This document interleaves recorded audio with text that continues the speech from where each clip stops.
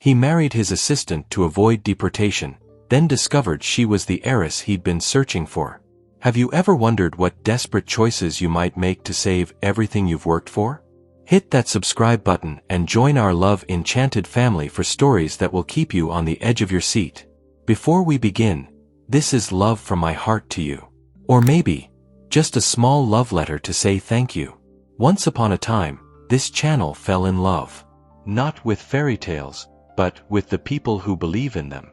The ones who cry during the quiet parts. Who pause to feel a heartbeat between the lines.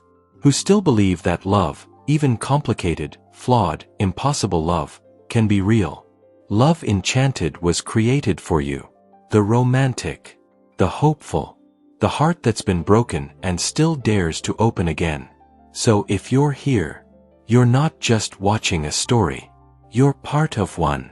Stay with us, for stories that ache, heal, and remind us why love is always worth the risk. The crisp white envelope lay open on Alexander Karev's desk, its contents threatening to destroy everything he'd built over the last 8 years. His fingers trembled slightly as he read the words again. Final notice of visa denial. 3 months. That's all the time he had left in America before being forced to return to Russia, abandoning his multi-million-dollar cybersecurity empire and the secret mission that had consumed him for years. Rain pelted against the floor-to-ceiling windows of his Manhattan office as Alex crushed the notice in his fist. Outside, skyscrapers disappeared into storm clouds, much like his future was vanishing before his eyes. A soft knock interrupted his thoughts. Mr. Karev? Ellie Morgan entered with her usual quiet efficiency, setting down his perfectly prepared coffee. The board is waiting for your quarterly presentation, and immigration called again. Alex studied her as she organized the files on his desk. For 3 years, she'd been the perfect executive assistant, brilliant, discreet, and American-born. Something shifted in his expression as an idea formed. Ellie, I need to discuss something personal. She looked up, surprise flickering across her face. In 3 years, personal had never been part of their vocabulary. Little did Alex know that the woman standing before him, the woman he was about to propose a marriage of convenience to, was hiding the very secret he'd spent years searching for. Behind Ellie Morgan's carefully constructed identity lay Elizabeth Katerina Volkov, the missing heiress to a fortune that could fund his most ambitious project yet. 2 desperate people. 1 business arrangement. And secrets that could destroy them both. Alexander Karev hadn't always been the cold, calculating CEO of Karev Security Solutions. 20 years ago, he was just Sasha, a skinny 12-year-old orphan scavenging the streets of post-Soviet Moscow, stealing bread to survive another day. Until Nikolai Volkov found him. You have clever hands, the old man had said, watching Alex pick the lock on his workshop door. Instead of calling the police, Nikolai offered him a job, a home, and eventually, an education. America is the land of second chances, Nikolai told him the day he helped 18-year-old Alex apply for a student visa. Build something that matters. Alex had done exactly that. Starting with a small cybersecurity consulting firm in his college apartment, he'd grown Karev Security Solutions into a company protecting data for Fortune 500 corporations and government agencies alike. His face had graced the cover of Forbes. His name appeared on lists of most eligible bachelors. He'd achieved the American dream. But success came with a price. Alex had no real friends, no family, and certainly no love life. His work was his identity. And now, because of visa complications, he was about to lose everything. His lawyer's words echoed in his mind. Marriage to a U.S. citizen is your fastest option. Alex's eyes followed Ellie as she moved around his office, organizing his schedule with quiet competence. In 3 years, she'd never made a significant mistake. Never been late. Never asked personal questions. She was the perfect professional, and possibly his only hope. Sir. Ellie's voice pulled him from his thoughts. The board is waiting. Cancel it, he said abruptly. And clear my schedule for the next hour. Surprise flickered across her face, but she nodded. Of course. When she returned, Alex gestured to the chair across from his desk. "Please, sit." Ellie sat, her posture perfect, notepad ready. Always prepared. "What I'm about to discuss isn't about work," Alex began, his Russian accent thickening with stress. "It's a personal matter that requires absolute discretion." "I understand," she said carefully. He slid the deportation notice across the desk. "My visa extension has been denied. I have 3 months before I must leave the country." Ellie scanned the document, her expression revealing nothing. "I see. What options has your lawyer suggested?" "Limited ones. An appeal would take too long. Investor visas have new restrictions." He paused. "Marriage would be fastest." Understanding dawned in her eyes. "You're proposing a business arrangement." "Precisely. 1 year of marriage. Complete discretion. Substantial compensation." What Alex didn't say was that leaving America now would destroy more than his company. It would end his search for Katerina Volkov, Nikolai's granddaughter who had disappeared after her parents' deaths. His mentor's dying wish had been for Alex to find her and ensure she received her inheritance, including revolutionary encryption technology that could transform cybersecurity forever. Finding Katerina wasn't just about honoring a promise. The Volkov fortune would fund Alex's most ambitious project yet, a security system that could protect vulnerable infrastructure from increasingly sophisticated cyber attacks. "Why me?" Ellie asked, her voice steady. "You're efficient, discreet, and understand business. You have no family complications. And you're American." Ellie's mind raced behind her composed expression. If Alex knew who she really was, that she was the very woman he'd been searching for, would he still be making this proposal? Elizabeth Katerina Volkov had disappeared at age 12, when her parents died in what was ruled an accident. Her uncle had shipped her to American boarding schools, changing her name to distance her from the Volkov fortune he was systematically looting. By 18, she'd legally become Eliza Morgan, determined to make her own way without the burden of her family name. Taking the job as Alex's assistant 3 years ago had been a calculated risk. She'd heard rumors that Nikolai Volkov's protege was searching for her, and she needed to know why. Was it just about the money? Or something more? What she hadn't expected was to respect him. To see how he built his company on merit rather than connections. How he treated even the cleaning staff with dignity. How he worked harder than anyone to protect his clients' data. Now he was asking her to marry him, for convenience, while unknowingly giving her access to everything she needed to reclaim her inheritance without revealing her identity. "I'll need time to consider," she said. "Of course. But not too much time. What exactly would this arrangement entail?" Alex leaned forward. "We marry quickly. You move into my penthouse, separate bedrooms, of course.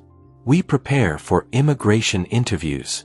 After I receive permanent residency, we divorce amicably. You receive $2 million. Ellie's eyebrows rose slightly. "That's generous. It's fair compensation for a year of your life."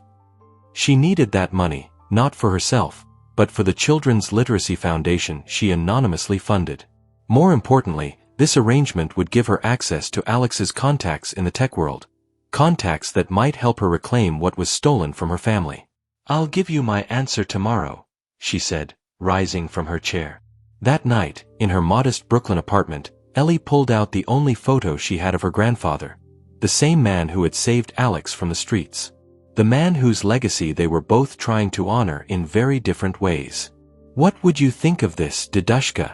she whispered to the photo. "Your protege and your granddaughter, married in name only, both keeping secrets from each other." The next morning, she placed a single sheet of paper on Alex's desk before he arrived. "I accept your proposal with the following conditions," it read. 1. Complete professional discretion. 2. A prenuptial agreement protecting both parties. 3. Freedom to maintain my own residence if needed. 4. The understanding that this is strictly business. When Alex arrived, he read her terms, then looked up with something like respect in his eyes. "Agreed," he said, extending his hand. They shook on it like closing any other business deal, neither realizing they had just set in motion events that would unravel both their carefully constructed lives. Within a week, they were married at City Hall. No witnesses except their lawyers. No celebration. Just signatures on documents and a gold band on each of their left hands that felt impossibly heavy. The first immigration interview is in 3 weeks, Alex said as they left the courthouse. We should prepare. And so began their clinical preparation, memorizing details about each other's lives, creating a photo history, rehearsing the story of their whirlwind romance. They were two people building an elaborate fiction, never suspecting that the truth between them was far more complicated than any lie they could invent. Welcome home, Mrs. Karev. The doorman's greeting made Ellie freeze momentarily as she entered Alex's luxury high-rise. The name felt foreign, a costume she'd put on for a role she never expected to play. Alex's penthouse occupied the entire top floor, with floor-to-ceiling windows offering a panoramic view of Manhattan. Minimalist furniture, state-of-the-art technology, and not a single personal photo or memento. It was a showroom, not a home. Your room is this way, Alex said, wheeling her suitcase down a hallway. He opened a door to reveal a spacious bedroom with its own bathroom and sitting area. I had the interior designer prepare it last week. The room was beautiful but impersonal, like a luxury hotel suite. Ellie placed her hand on the doorframe. Thank you. It's lovely. The housekeeper comes Mondays and Thursdays. My room is at the opposite end of the hallway. I typically leave for the office by 6:30 a.m. and return around 8 p.m. He spoke as if reviewing a contract. The kitchen is fully stocked, but I usually eat at the office. I see. Ellie set her purse down. And what are the expectations regarding our public appearances? We should be seen together occasionally. Dinner once a week, perhaps. The company holiday party is in 2 months. And there's the annual charity gala next month. We should attend together. Ellie nodded, mentally cataloging these performances they would need to give. I've prepared a document with information you should know about me for the immigration interview, Alex continued, handing her a folder. Family history, education, preferences, habits. You should create something similar. Of course. She accepted the folder. Is there anything else? Alex hesitated, something unreadable crossing his face. No. I'll let you settle in. As he turned to leave, Ellie called after him. Alex. He paused, looking back. This will work, she said with more confidence than she felt. I'm good at details. A ghost of a smile touched his lips. I know. That's why I hired you. And with that, they began their careful dance of cohabitation. The first week established their rhythm. They rarely saw each other in the mornings. Alex left for the office while Ellie was still getting ready. At work, they maintained their professional relationship, with no one except HR knowing about their changed status. Evenings were spent in separate parts of the penthouse, Alex often working in his home office while Ellie read in her room or the living room. But slowly, inevitably, the boundaries began to blur. It started with coffee. On the 5th morning, Ellie woke earlier than usual and found Alex in the kitchen, struggling with the elaborate espresso machine. Allow me, she said, stepping beside him. Their fingers brushed as she took the portafilter from his hand. You never could figure this out at the office either. He watched as she expertly prepared 2 perfect espressos. You remember how I take it. 2 shots, no sugar, splash of cream, she replied, sliding his cup toward him. Some details are hard to forget after 3 years. Their eyes met briefly over the rising steam. Something shifted in the air between them, a moment of recognition that they weren't complete strangers after all. The next evening, Ellie found a small box outside her bedroom door. Inside was a key card. The attached note read simply, for the private elevator. In case you work late. A small gesture, but it acknowledged that this was now her home too. By the 2nd week, they'd fallen into new patterns. Sometimes they'd return from the office together, discussing work on the ride up. Occasionally, they'd eat dinner at the same time, though still separately. Alex at his desk, Ellie at the kitchen island. Once, she left a plate of pasta outside his office door when he was working past midnight. The next morning, she found the clean plate with a sticky note. "Thank you. Best meal I've had in months." These small moments of domesticity were dangerous, reminders that beneath their business arrangement lay the potential for something more human. The first immigration interview arrived faster than either expected. They sat side by side in the sterile government office, Ellie in a conservative blue dress, Alex in a charcoal suit. Under the table, her fingers twisted nervously in her lap until, surprisingly, Alex reached over and stilled them with his hand.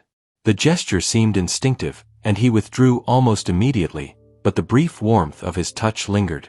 Mr. and Mrs. Karev, the immigration officer, a stern-faced woman named Ms. Patel, called them in. "Please, have a seat." For the next hour, she grilled them on details of their relationship. The expected questions came first: how they met, when they started dating, who proposed. They delivered their rehearsed answers flawlessly. Then came the unexpected.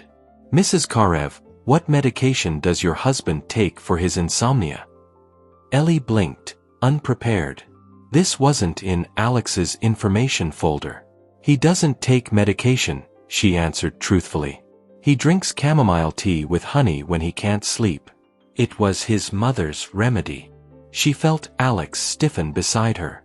She shouldn't have known that. It wasn't in his file. But she'd seen the tea bags in the kitchen cabinet, noticed the honey he specifically ordered from a small Russian importer. Ms. Patel made a note. "Mr. Karev, what is your wife allergic to?" "Penicillin," he answered promptly. "And she has a mild reaction to strawberries, not dangerous, but uncomfortable. She avoids them completely." Now it was Ellie's turn to be surprised. Her penicillin allergy was in her employee health records, but the strawberry sensitivity wasn't documented anywhere at work. She'd mentioned it once, offhandedly, when declining a dessert at a company function years ago. He'd remembered. "Tell me how you fell in love," Ms. Patel said, watching them closely. Alex hesitated, then reached for Ellie's hand. The gesture seemed calculated at first, but his thumb brushed across her knuckles in a way that felt almost tender. "It wasn't one moment," he said, his accent thickening slightly. "It was watching her solve problems no one else could. How she remembers everyone's birthdays in the office. How she hums when she's concentrating on something difficult." Ellie stared at him, genuinely shocked. She did hum while working, a habit she thought no one noticed. "And you, Mrs. Karev?" Ms. Patel prompted. Ellie swallowed, then found herself speaking from a place of unexpected truth. "He never takes credit for his kindnesses. He thinks no one sees when he pays for the security guard's daughter's college tuition, or when he makes sure the cleaning staff gets home safely during snowstorms. He pretends to be cold, but he notices everything." Something flickered in Alex's eyes, surprise, and something deeper she couldn't name. Ms. Patel studied them both, then made a final note. "We'll be conducting a home visit in the coming months. Unannounced. Be prepared." Outside, in the privacy of their car, Alex turned to her. "The strawberries. How did you know about the tea?" "I notice things too," she said simply. "That's why you hired me, remember?" He studied her for a long moment. "We should celebrate. Our first performance was successful." That evening, they shared their first dinner together at the dining table, takeout from an upscale Russian restaurant. Alex opened a bottle of vodka, pouring them each a small glass. To successful partnerships, he toasted in Russian. Ellie responded in the same language without thinking, to partnerships. Alex's eyes widened slightly. "You speak Russian?" Ellie froze, realizing her mistake. "Just a few phrases," she lied. "I've been practicing. For authenticity." He seemed to accept this, but something had changed. The careful distance between them had narrowed, and neither knew quite how to restore it. As weeks passed, Ellie found herself increasingly aware of Alex in ways that went beyond their arrangement. The way his voice deepened when he was tired. How his accent strengthened when he was passionate about something. The rare, genuine smile that transformed his face when he solved a difficult problem. These observations were dangerous, reminders that beneath their business arrangement lay a man she was beginning to understand too well. For his part, Alex found himself lingering in the kitchen when Ellie was there, initiating conversations that had nothing to do with work or their arrangement. Once, he brought home a book he thought she might enjoy, a collection of Russian fairy tales translated into English. "My mother used to read these to me," he said, handing her the beautifully illustrated volume. "I saw it in a bookstore window and thought of you." The gesture was so unexpected, so personal, that Ellie didn't know how to respond. "Thank you," she managed, running her fingers over the embossed cover. That night, she read the stories until dawn, hearing them in her grandfather's voice, the same stories he had told her as a child in Moscow, before everything changed. One evening, Ellie returned to the penthouse earlier than expected. The sound of Alex's voice led her toward his home office, where the door stood slightly ajar. She was about to announce her presence when she heard her family name. "The Volkov girl has to be somewhere," Alex was saying to someone on the phone. "It's been 15 years, but people don't just disappear. I need to find her before my competitors do. The Volkov fortune is the key to everything." Ellie froze, her heart pounding. "No, I don't care about the money for myself," Alex continued, frustration evident in his voice.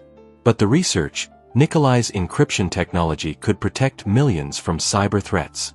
And I promised him I'd find his granddaughter. I owe him everything." He fell silent, listening to whoever was on the other end of the call. "Keep looking. Age progress the childhood photos again. Check university records in the Northeast.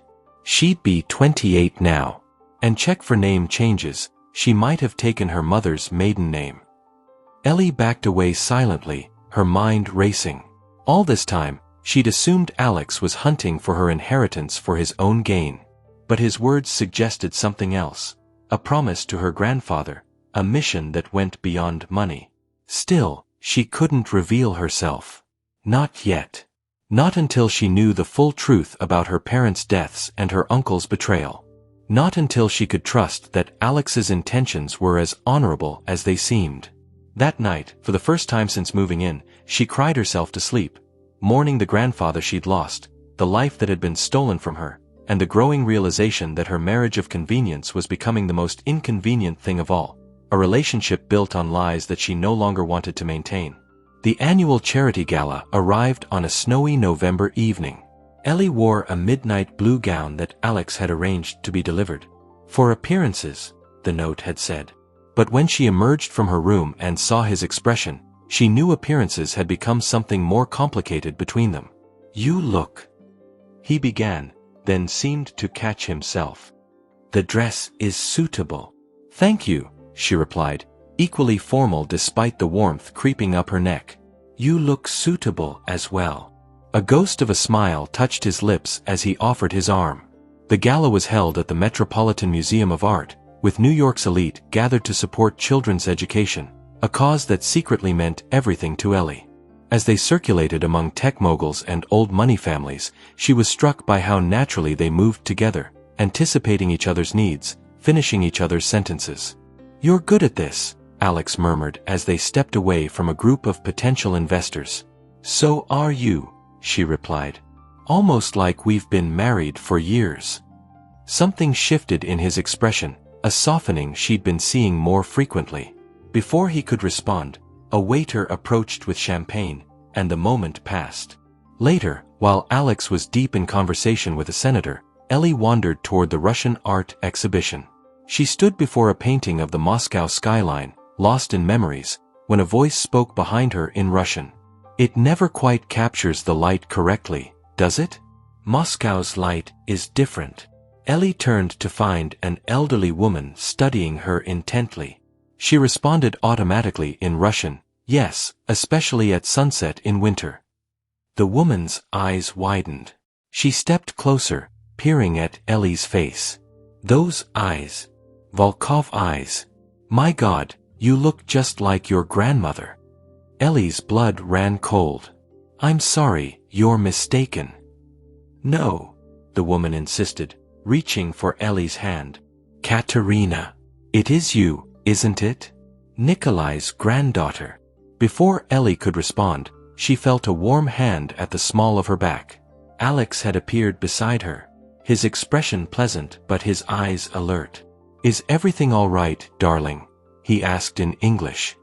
The elderly woman looked between them, confusion evident on her face. Just admiring the artwork, Ellie replied smoothly, slipping her arm through Alex's. Shall we get some air? As they walked away, she could feel the woman's eyes following them, and Alex's questioning gaze burning into her profile. What was that about? He asked when they reached a quiet alcove. Nothing, Ellie lied, her heart still racing. She mistook me for someone else. Alex studied her face for a long moment. You responded to her in Russian. Fluent Russian. Ellie forced a laugh. I told you I've been practicing.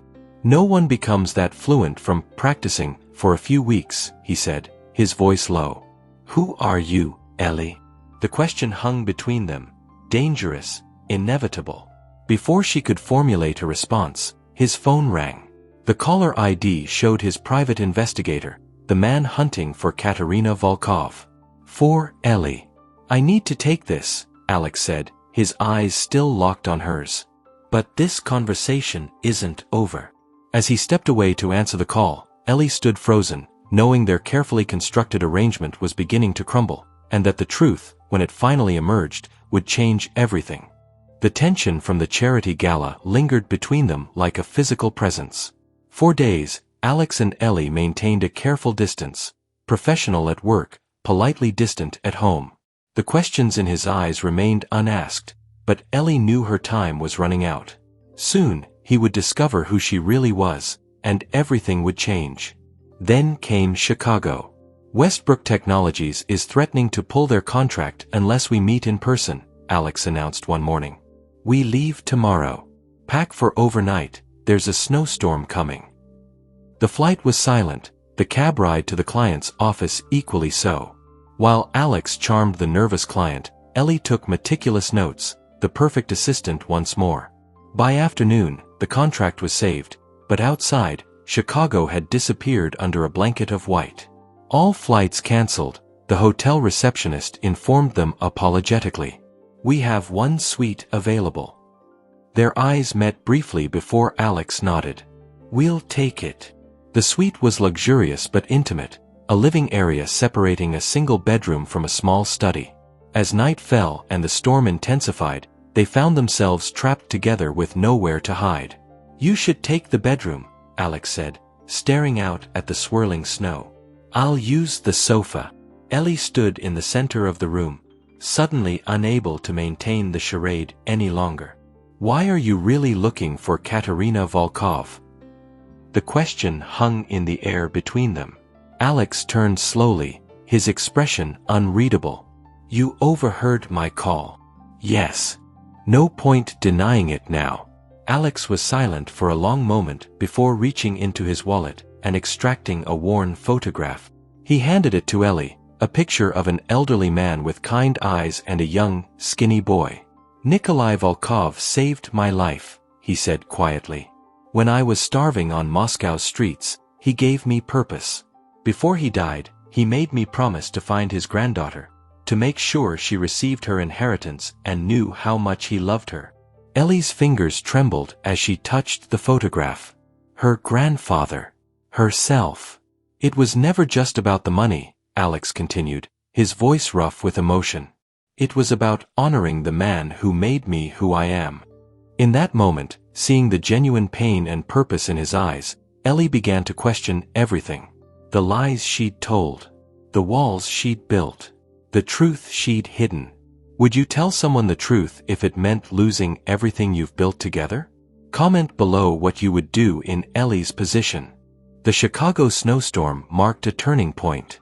Though Ellie hadn't revealed her identity, something fundamental had shifted between them. The walls they'd built began to crumble, revealing glimpses of the people behind the carefully constructed facades. Back in New York, their marriage of convenience began to feel less like a business arrangement and more like a relationship teetering on the edge of something real. They started sharing meals regularly. Conversations extended beyond work and immigration preparations. Once, Alex fell asleep on the couch while they were watching a documentary, his head eventually resting on Ellie's shoulder. She sat motionless for hours, unwilling to disturb the unexpected intimacy. But secrets have a way of surfacing, especially when someone is determined to expose them. Viktor Petrov had been Alex's rival since their university days, always one step behind in business, always looking for an advantage. When he discovered Alex's hasty marriage to his assistant, Viktor sensed opportunity. He hired private investigators who uncovered what Alex's own searchers had missed, the carefully hidden trail leading from Elizabeth Morgan back to Elizabeth Katerina Volkov. The invitation arrived on heavy cream stationery. Petrov Technologies requests the pleasure of your company for dinner to discuss a potential collaboration. It's a trap, Ellie said when Alex showed her the invitation. Viktor has never wanted to collaborate with you. Alex nodded, studying the card. Which is precisely why we should go. He's found something he thinks gives him leverage. And you want to know what it is. Knowledge is power, Alex replied, his eyes meeting hers. Isn't that what we both believe? The question carried weight beyond its simple words, an acknowledgement of the secrets still between them. Viktor's private dining room at Le Bernardin oozed opulence. He greeted them with the false warmth of a predator playing with his food. The newlyweds. How delightful. His eyes lingered on Ellie. Marriage certainly agrees with you, Mrs. Karev. Or should I use another name? Alex's hand tightened almost imperceptibly on Ellie's waist. My wife goes by Ellie. Of course, of course. Viktor smiled, gesturing toward the table.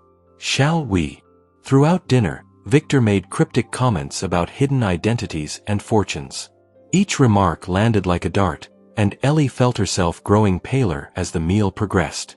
Alex, however, remained impassive, steering the conversation toward business whenever possible. As dessert arrived, Viktor leaned forward.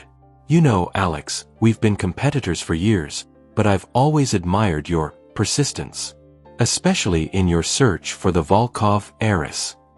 Alex's expression remained neutral. Business interests evolve, Viktor. I'm focused on other priorities now. How convenient, Viktor replied, his smile sharpening.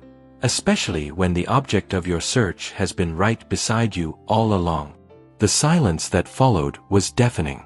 Ellie felt the blood drain from her face as Alex turned to look at her, his eyes searching for denial or confirmation. What an interesting theory, Alex said finally, his voice dangerously calm. But I think we've had enough entertainment for one evening. As they rose to leave, Viktor approached with an envelope. A wedding gift, he smirked. Information about your precious Katerina Volkov. Consider it. Professional courtesy. Alex took the envelope without opening it. His face was a mask as he guided Ellie out of the restaurant and into their waiting car. The ride home was silent, the envelope sitting between them like a bomb waiting to detonate. When they reached the penthouse, Alex went straight to his office without a word. Ellie stood in the living room, her heart pounding as she heard the lock click into place. She knew what was in that envelope. Proof of her deception. Evidence of who she really was. The end of everything they'd built. Ellie changed into comfortable clothes and made tea, preparing for the confrontation that was inevitable. An hour passed. Then 2. Finally, near midnight, Alex's office door opened. He stood in the doorway, his face haggard, the open envelope in his hand. Spread across his desk behind him, she could see surveillance photos of herself visiting a safety deposit box, removing documents with the Volkov family seal. Her birth certificate. Her true identity exposed. Were you ever going to tell me, Katerina? The name hit her like a physical blow. Alex, I can explain. Explain what? His voice was quiet but vibrating with tension. That you've been lying to me for 3 years? That our marriage was just a convenient way to spy on me? To see what I knew about your family's assets? It wasn't like that, she whispered, taking a step toward him. He held up a hand to stop her. Then what was it? Because from where I'm standing, it looks like you used me. I changed my name to escape that legacy. Ellie's composure finally broke. Do you know what it's like having people only value you for your inheritance? For your family name? I wanted a life I earned. So you lied. To everyone. To me. The hurt in his eyes was worse than anger would have been. Like you didn't lie, she countered, finding strength in her own pain. Marrying me for a green card while secretly hunting for my family's fortune? I told you why I was searching for you, he said, his voice dropping. To honor Nikolai. To fulfill a promise. After using me for months. Tears threatened, but Ellie held them back. You married me for convenience, Alex.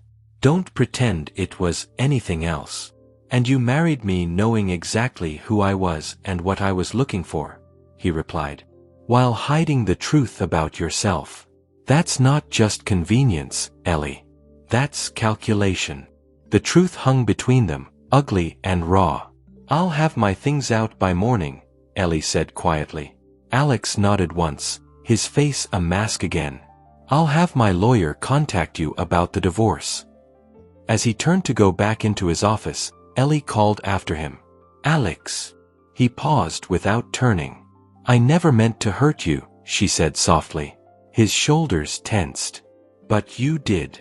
The door closed between them with a quiet click that somehow sounded more final than a slam. Ellie moved into a hotel that night, taking only what she needed. By morning, she'd called the one friend she trusted with fragments of her truth. Sophie, a children's book illustrator she'd met at a literacy fundraiser. Stay with me, Sophie insisted after hearing a heavily edited version of the situation. My spare room is yours for as long as you need. For the first time in years, Ellie let herself be taken care of. She called in sick to work, something she'd never done before. The next day, a courier delivered a letter from Alex's lawyer. She was being placed on paid leave due to personal circumstances. The corporate equivalent of a gentle firing. In the quiet of Sophie's cozy Brooklyn apartment, surrounded by colorful illustrations and the smell of herbal tea, Ellie finally allowed herself to feel the full weight of what she'd lost. Not just a convenient marriage or a job, but the possibility of something she'd never thought she wanted. A real connection with someone who saw her for who she was. You love him, Sophie observed on the third night, as Ellie stared blankly at a movie neither of them was watching. It doesn't matter, Ellie replied. Some betrayals can't be forgiven. Which betrayal are we talking about? His or yours? Ellie had no answer. Meanwhile, Alex buried himself in work, staying at the office until midnight, arriving before dawn. His employees whispered about the sudden absence of his assistant-turned-wife, but no one dared ask directly. The dark circles under his eyes and the new edge to his voice discouraged questions. At night, alone in the penthouse that now felt cavernous, he found himself standing in the doorway of Ellie's empty room. The faint scent of her perfume lingered, along with a single earring she'd missed in her hasty packing. Small reminders of the woman who had been both exactly who he thought and someone else entirely. The betrayal cut deep, but as days passed, professional instinct began to override personal hurt. The documents Victor had provided raised questions that the investigator in Alex couldn't ignore. Why had Ellie's parents died so suddenly? Why had her uncle shipped her to America immediately afterward? And why had the Volkov fortune, which should have been held in trust for her, dwindled so dramatically? Alex began investigating, not Ellie this time, but the circumstances surrounding her parents' deaths and her uncle's management of the Volkov assets. What he discovered disturbed him deeply. The car accident that killed Ellie's parents showed signs of tampering. Her uncle had systematically looted her inheritance, using offshore accounts and shell companies. Most disturbing of all, the encryption technology Nikolai had developed, the innovation Alex had been searching for, had been sold in pieces to competitors, its potential for public good destroyed for private profit. 2 weeks after their separation, Alex sat in his office surrounded by evidence of crimes committed against the woman he'd pushed away. The woman who, despite everything, he couldn't stop thinking about. His phone rang, his private investigator with one final piece of information. "I found her literacy foundation," the man reported. "She's been funding it anonymously for years. Every spare penny she has goes to putting books in the hands of underprivileged kids." After hanging up, Alex stared at the photo on his desk, the one of himself as a boy with Nikolai. "She's exactly who you'd want her to be," he said softly to his mentor's image. "And I drove her away." For Ellie, the days without Alex revealed truths she'd been avoiding. Each morning, she reached for her phone to text him about a meeting, only to remember they no longer shared that life. Each night, she caught herself listening for his key in the door, only to remember she was no longer in his home. "You need to tell him everything," Sophie urged as they shared takeout one evening. "The whole truth." "What would that accomplish?" Ellie asked. "He feels betrayed, and he's right to." "Maybe. But you're both miserable, and you're both stubborn." Sophie pointed her chopsticks accusingly. "Someone has to break the stalemate." Ellie shook her head. "It's not that simple." "Love rarely is," Sophie replied. "But that doesn't mean it's not worth fighting for." Later that night, unable to sleep, Ellie pulled out her grandfather's photograph, the same image Alex carried. She traced Nikolai's kind face with her finger. "What would you think of all this, Didushka?"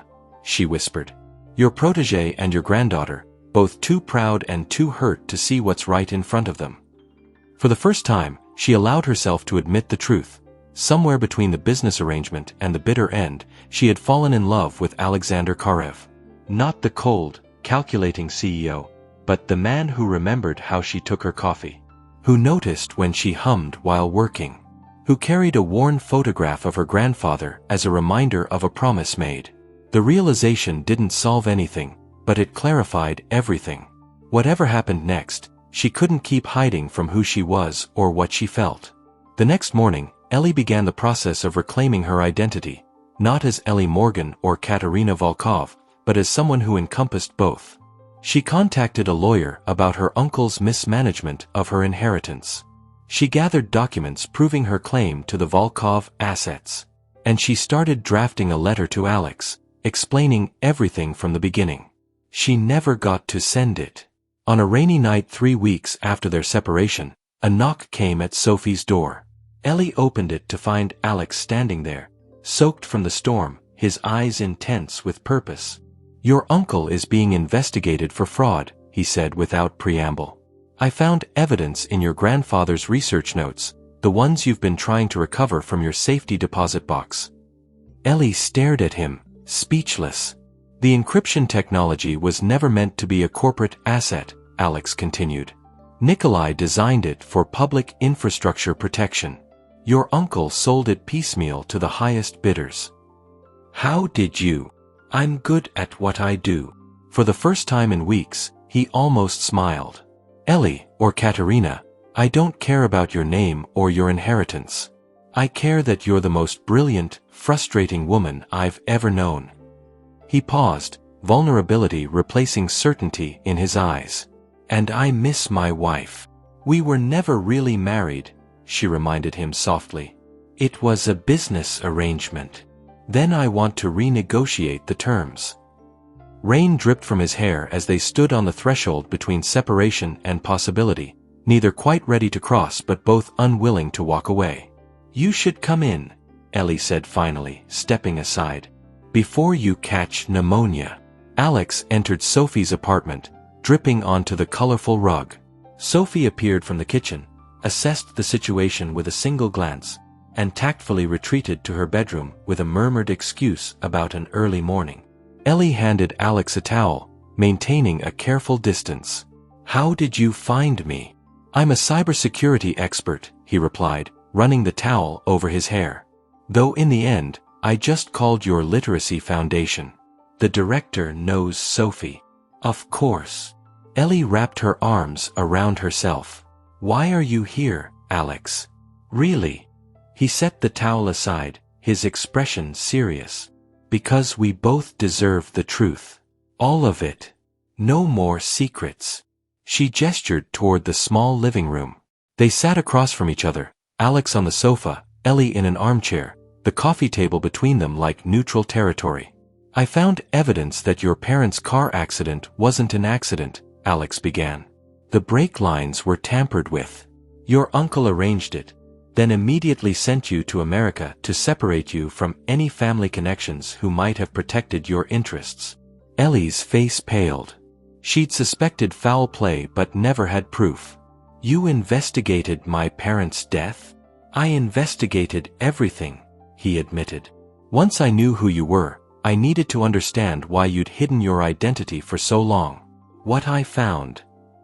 He shook his head. Your uncle systematically looted your inheritance while keeping you isolated. He sold your grandfather's research that could have protected critical infrastructure, to competitors who buried it to protect their own interests. I knew he was stealing from me, Ellie said quietly.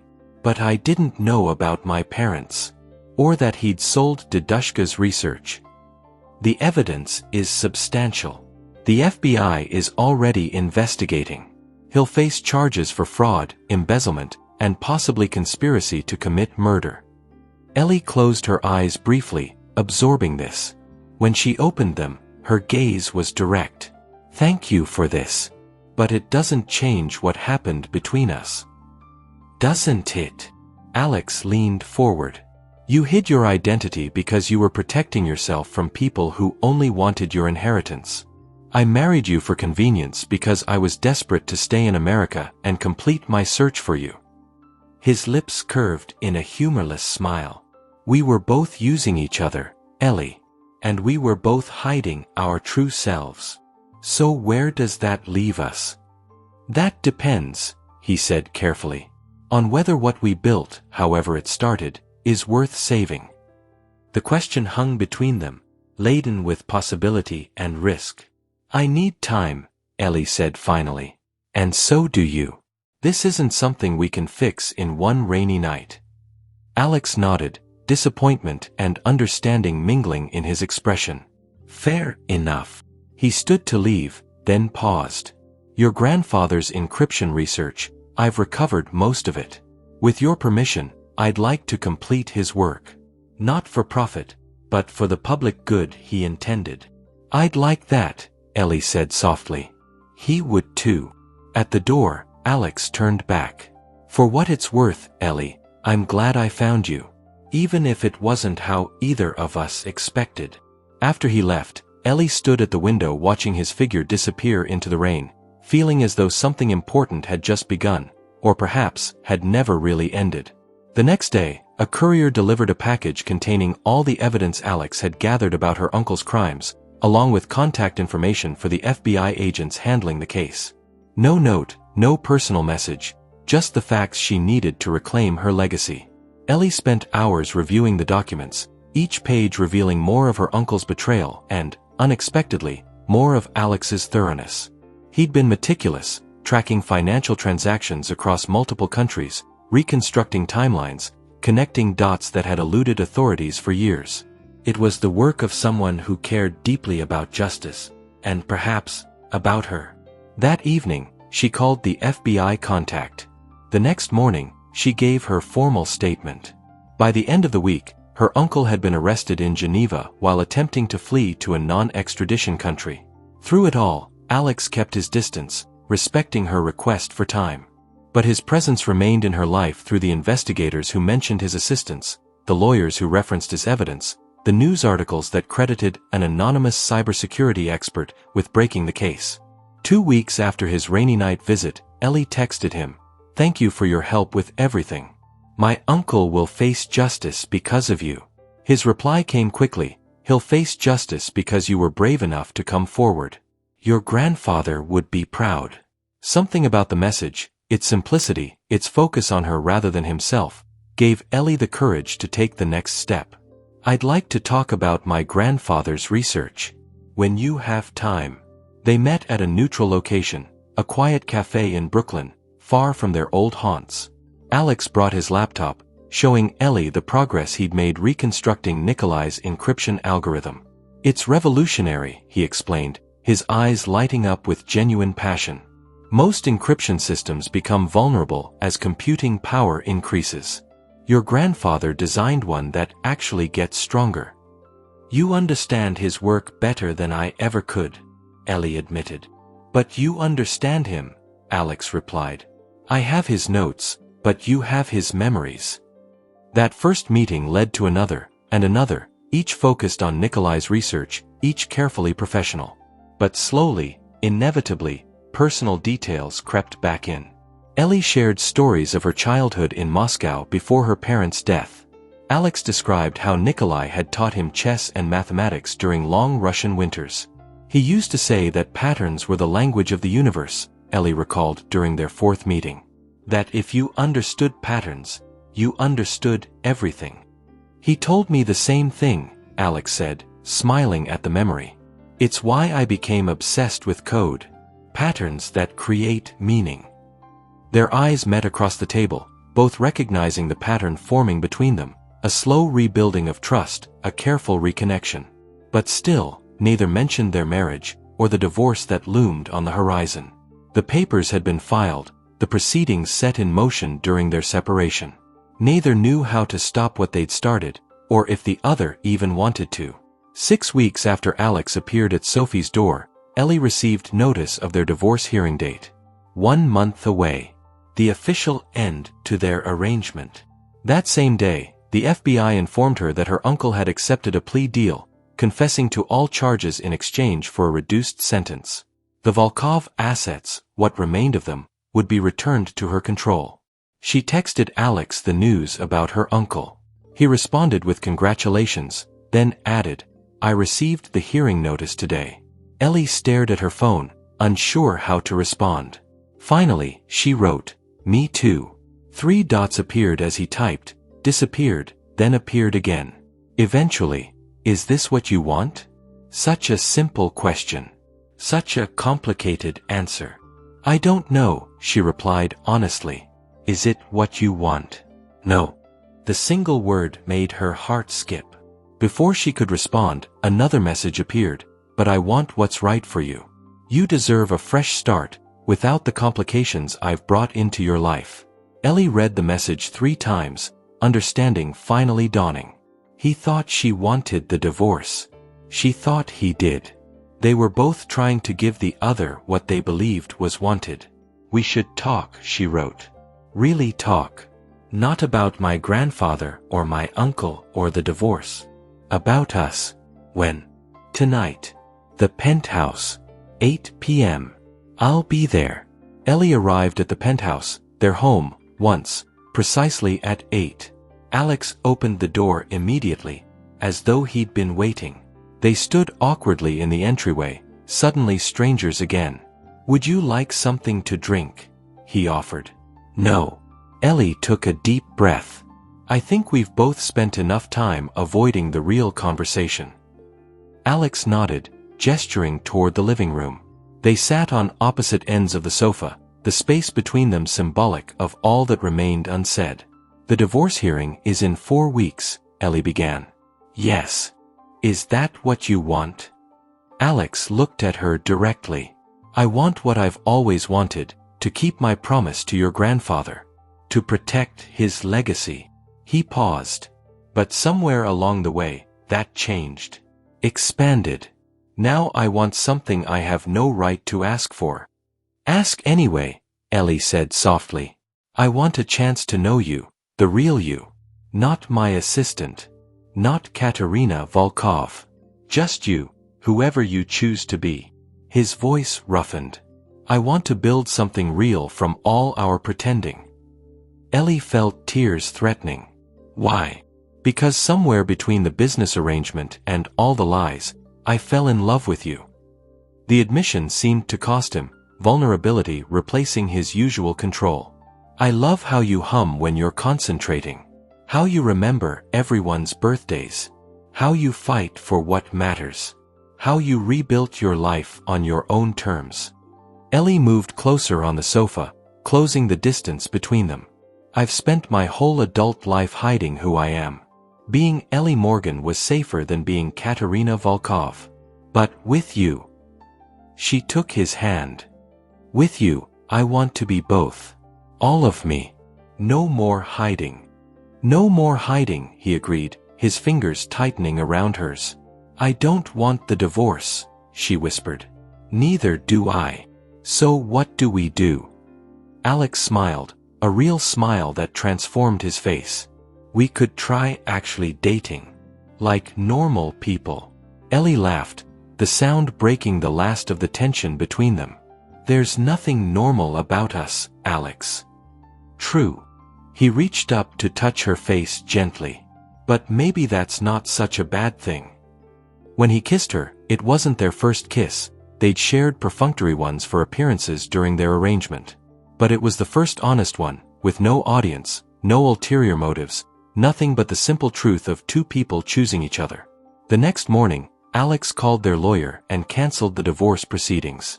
That evening, they moved Ellie's things back into the penthouse, but this time, she didn't take the guest room. Are you sure about this?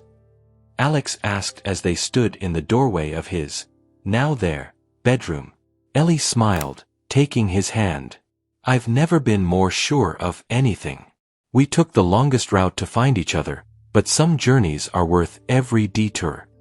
6 months after canceling their divorce, Alex and Ellie stood in the small Russian Orthodox church where her grandparents had been married decades earlier. The same church where Nikolai had once brought a young, orphaned Alex to light candles and make wishes that seemed impossible at the time. This wasn't a lavish affair, just 30 guests including Sophie, the immigration officer who had first interviewed them, now convinced of their relationship, and the elderly Russian woman from the gala who had recognized Ellie. The woman who, they later discovered, had been Nikolai's oldest friend and had kept silent about Ellie's identity all these years, respecting her need for privacy until she was ready to reclaim her heritage. Ellie wore a simple ivory dress with a touch of traditional Russian embroidery at the hem, a tribute to her roots. Around her neck hung her grandmother's sapphire pendant, recovered from her uncle's safe deposit box. Something old, something blue. Alex waited at the altar, his expression transforming as she walked toward him. Gone was the calculating businessman who had proposed a marriage of convenience. In his place stood a man looking at his future with clear eyes and an open heart. The first time we did this, we had a contract, Alex said when it came time for their vows. This time, we have a promise. I promise to see you, all of you, and to let you see all of me. No more hiding. No more pretending. Ellie smiled through tears. I promise to stop running from who I am, and to build something new with you, something that honors our past but isn't defined by it. As they exchanged rings, new ones, chosen together, Alex whispered in Russian, we took the longest route to find each other. Ellie responded in the same language, her accent perfect now that she no longer needed to hide it. Some treasures are worth the search. 1 year later, the newly renamed Volkov-Karev Foundation launched its first major initiative, implementing Nikolai's encryption technology to protect hospitals and schools from cyber attacks, free of charge. The press release featured a photo of Alex and Ellie standing before a portrait of her grandfather, 3 generations of innovation and purpose linked by love and legacy. Their penthouse had transformed as well. No longer a showroom, it had become a true home filled with books, photographs, and mementos of their shared history. Nikolai's chess set held a place of honor in the living room. Russian fairy tales lined the shelves of the room they were preparing for the child they hoped to welcome soon. In the evenings, they still worked side by side, Alex developing new security protocols, Ellie directing her literacy foundation, but now they did so with their hands occasionally reaching for each other, their lives fully intertwined. They had begun as strangers in a business arrangement, became adversaries protecting their secrets, and finally emerged as partners who had found in each other exactly what they'd been searching for all along. Sometimes the most precious treasures are hiding in plain sight, waiting for us to truly see them. Have you ever discovered something valuable that was right in front of you all along? Share your story in the comments.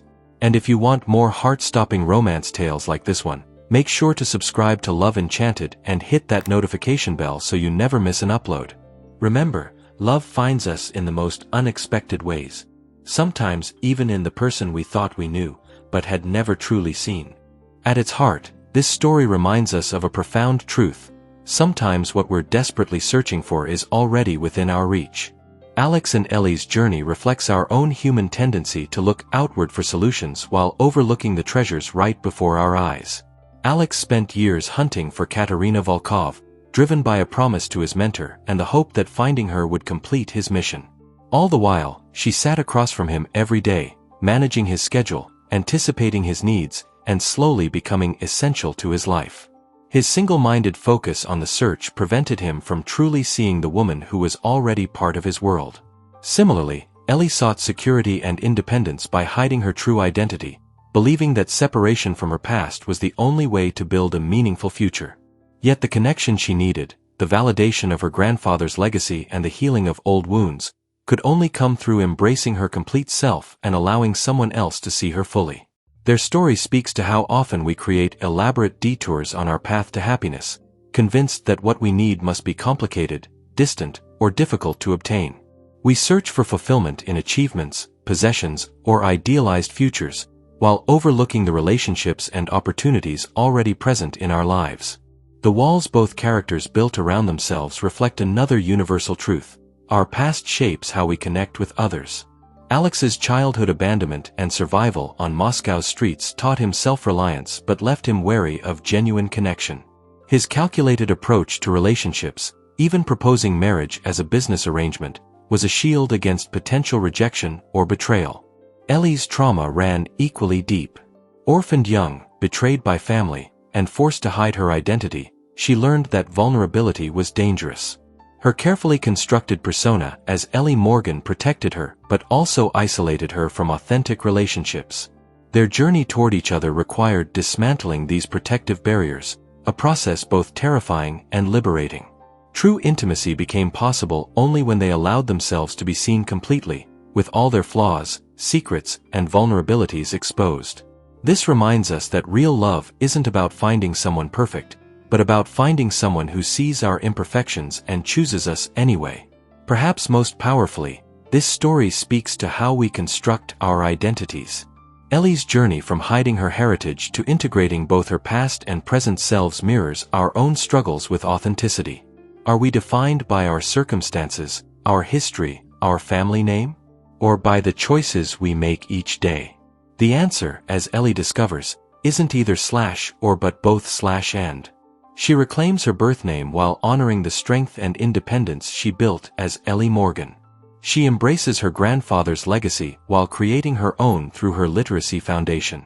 She finds a way to be both Katerina Volkov and Ellie Morgan, a whole person whose identity encompasses all facets of her experience. This integration of past and present, of heritage and personal choice, allows her to step into a future that honors where she came from without being limited by it. It's a powerful reminder that we are not simply products of our circumstances but authors of our own stories, capable of transformation while remaining true to our essential selves. In the end, Alex and Ellie's journey from convenience to love, from calculation to vulnerability, from hiding to being fully seen, reminds us that the greatest adventures often happen not when we're searching the horizon, but when we finally look deeply at what, and who, is already beside us.